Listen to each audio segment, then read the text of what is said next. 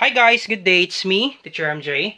Our topic for today class is all about the circle, transforming general equation to standard form, and then later on class, we will graph our answer.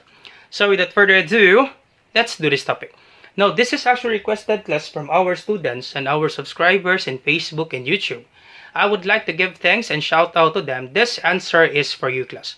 Once again class, if this video helps, do not forget to like, share, and subscribe.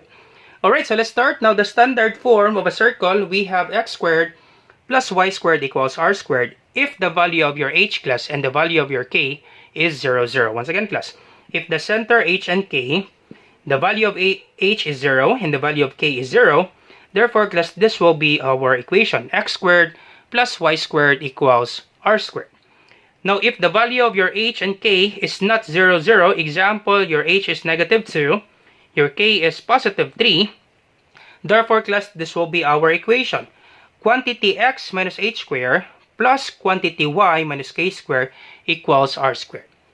Now, questions are, how will we know that we will be using the first equation or it's either the second equation? Now, to know, class, that our h and k will be 0, 0, it is based on the given test. Example, class, for this given, you only have one quadratic term for x. Okay, once again, we call this one quadratic term. Always remember this one, class. We call this one quadratic term because the exponent is 2. When the exponent is 2, class, we call that one quadratic term. If you only have one quadratic term for x and you don't have linear term for x, example for linear term, we call this one linear term, class, because the exponent of x is just 1. You only have one quadratic term for x, but you don't have linear term for x. Therefore, class, you don't have this linear term, automatic, class, that your h will be 0. Okay, same with y, class. We only have one quadratic term for y, but we don't have linear term for y. Therefore, class, automatic, our k is 0. Let me give you example, class, if this is not, h and k is not 0, 0. Example, if I say 3x squared, and then I have 6x. Okay, in this given equation, I have 3x squared, and I have positive 6x. Therefore, class, we already know that my h will not be 0 because I can do completing the square. Because I have the value of the linear term. Okay, I have 6x. X with exponent of 1, we call this one linear term. And then I will add plus 3y squared equals 5. Now, question. What would be the value of my k? Automatic, class, that your k will be 0. Why is that, sir? Because your y, class, you only have quadratic term. You don't have linear term for y. Let me give you an example for linear term for y. Example, you have 3y squared and then you have negative 4y. So therefore, you can do the completing the square. We have the value of k, it's not 0. But in this given example, class, we know that our k is 0 because you don't have linear term for y. If you have example like this, example 3x squared plus 6x plus 3y squared, and then you have minus 9y equals 5. Therefore, you can do completing the square because you have linear term for x, and you have linear term for y, and you have the quadratic term for y. Therefore, class, your h and k will not be 0, 0. That's automatic, class, based on this given equation. But if you have example like this, class, you only have quadratic term for x and you only have quadratic term for y, automatic, class, that our h and k will be 0, 0, and this will be our equation. Alright, so I hope you got that one, class. If you have some questions with that one, class, feel free to leave a comment in the comment section down below, or you can always message me, class, in our Facebook channel, same name with our YouTube channel. I hope you got that one, class. It is very important, class, just to see the equation that you know that your h and k will be 0, 0 just based on this given equation, because you don't have linear term for x, you don't have linear term for y, automatic, this is 0, 0 for h and k. Alright, so let's transform this one into this form. We already know that this form will be this form. X squared plus y squared equals r squared. Now, to transform this one, class, into this equation, we need to get rid of these denominators. It's very complicated, class, if you're dealing with fractions. So you need to remove this 3, this denominator 3. Now question, how to do that one, sir? Just simply multiply the equation, class, by 3. Because if you divide 3 by 3, you can cancel this out, right? 3 divided by 3, that's 1. That's why we need to multiply both sides by 3 so that we can remove 3. Because we need to distribute this one class. 3 times this equation, that would be 3 times 4 over 3 x squared. Alright, and then this one, 3 times this equation, copy plus sign, that would be 3 times 4 over 3 y squared. And then equals 3 times 1, that is 3. Alright, and now we can cancel this out, right? We can just simply cancel this out. Because if we multiply, that's okay. Go ahead, you can multiply this one, the numbers. Understood that there's one here for the denominator. Any whole number class, there is a denominator of 1. 3 times 4, multiply the numerators. 3 times 4 is 12. 1 times 3 is 3. 12 divided by 3, that's 4. So, it will take time, class, if you do it that way. The thing that you will do, class, just simply cancel this out. Because 3 divided by 3, you will get the same answer, right? That is 4. Okay, you can cancel this out. So, this will be 4x squared plus, copy this one, 4y squared equals 3. Alright, sir, where did I get 3? 3 times 1, that's 3. So that we can follow this format, class, we need to divide both sides by 4. Divide by 4, divide by 4, divide by 4, so that we can follow this format. Alright, and then we can cancel this out. We can cancel this out because 4 divided by 4 is 1. Question, sir, why do we need to divide this 1 by 4? Because in the equation, class, the number before x squared is just 1.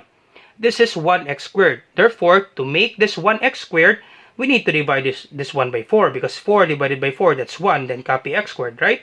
It will be the same with this one. So that's why we need to divide both sides by 4. So divide by 4. Divide by 4. We can cancel this out. So this will be x squared. Okay, so this will be x squared, then plus y squared equals 3 over 4. That's it, class. All set. Alright, that's it, class. That's how you solve. This is your equation, class. X squared plus y squared equals 3 over 4. This will be your equation, class. Easy, right? Alright, so this will be your equation. X squared plus y squared equals 3 over 4. So the value of your h, center, h and k, the value of your h will be 0 and then 0. H and k will be 0, 0. Now question, what is the value of your radius? Now once again, class, for your radius, okay, check the equation, class. X squared plus y squared equals r squared. Therefore, r squared equals 3 over 4. Okay, r squared equals 3 over 4. So let me just erase this part. As you pause the video, class, we need to get the radius. Once again, check the equation, class. X squared plus y squared equals r squared. Therefore, r squared is equal to 3 over 4. So r squared is equal to 3 over 4. So to get the radius, you extract square root both sides. Extract square root both sides, so we can cancel this out. Okay, cancel 2. So r equals, do we have a square root of 3? Nope, we don't have a square root of 3. You can actually write this one, class, individually. This is the same with square root of 3 over square root of 4. Okay, this is just the same, class. I just write it individually. A square root of 3 over 4 is just the same with square root of 3 over square root of 4. Question, can we simplify square root of 3? Nope. We don't have the square root of 3, class. And we're not allowed to have a decimal answer for the radius. Square root of 3, simply copy. Do we have square root of 4? Yup, the square root of 4, that is 2. That's it, class. All set. This will be your radius. Square root of 3 over 2. Alright, so once again, your radius, that would be square root of 3 over 2. So, once again, in our Cartesian plane, horizontal line, that would be x-axis, and the vertical line, that would be y-axis. On the top, that's positive numbers for y, negative numbers on the bottom part. For x-axis, positive on the right, negative numbers on the left side. So, we have center, 0, 0. So, this will be our center here for the circle. And our radius, that would be square root of 3 over 2. Now, it's hard for us, class, to determine where is the square root of 3 over 2, right? Because these are whole numbers. Once again, class, it's hard for us to determine the radius because these are whole numbers. We have positive 1, positive 2, positive 3, negative 1, negative 2, negative 3, and so on. The integers class are whole numbers. So it's hard for us to graph this one. Now to graph this one class, with regards to your radius, we need to convert this one into decimal for us to estimate class where is that particular radius. So we have square root of 3. Okay, let me just write it in our calculator. Square root of 3 over 2, or we can write this one square root of 3 divided by 2. Divided by 2. So we will have 0.66, okay, 0.866. So estimated class, this is approximately 0.87 for the radius.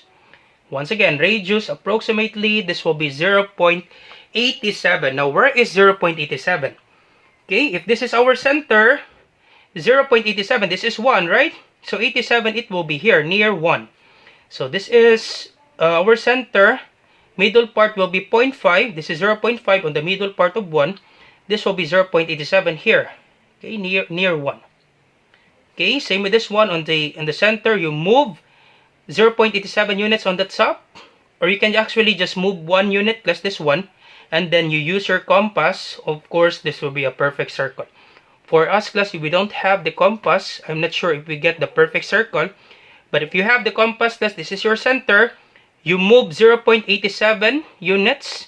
It's either right, left, upwards, or downward. Just move 1 class, then use your compass. Okay, like this. I'm sure this will be a perfect circle class. Alright, so you will be asking questions, sir, are we allowed to have the decimal answer, sir, for the radius? No class, this will be your answer class for the radius. Okay, once again, this is the answer class. Center 0, 0, radius square root of 3 over 2. Question, sir, why do we need to get the decimal value? Once again, class, because it's hard for us to determine where is square root of 3 over 2. Because the numbers, class, are whole numbers. That's why we need to get the decimal. Square root of 3 divided by 2, that would be 0.87. And 0.87 is near 1. This one, class, here. So move this one, 0.87, then use your compass, class. Alright, so I hope that you get that one, class. This will be our circle. So once again, the radius. Okay, this radius, this one right here, class. Radius, that would be square root of 3 over 2. And our center, class, this one on the middle part, center, H and K. H and K, that would be 0, then 0. All set, class. That's it, class. Alright, that's it, class. So I hope you understand this one, class. Once again, if you like this video, do not forget to like, share, and subscribe. You share it to your friends and to your classmates so that we can help more students. Once again, class, this is Teacher MJ. Have a great day, class. Goodbye for now. Bye-bye.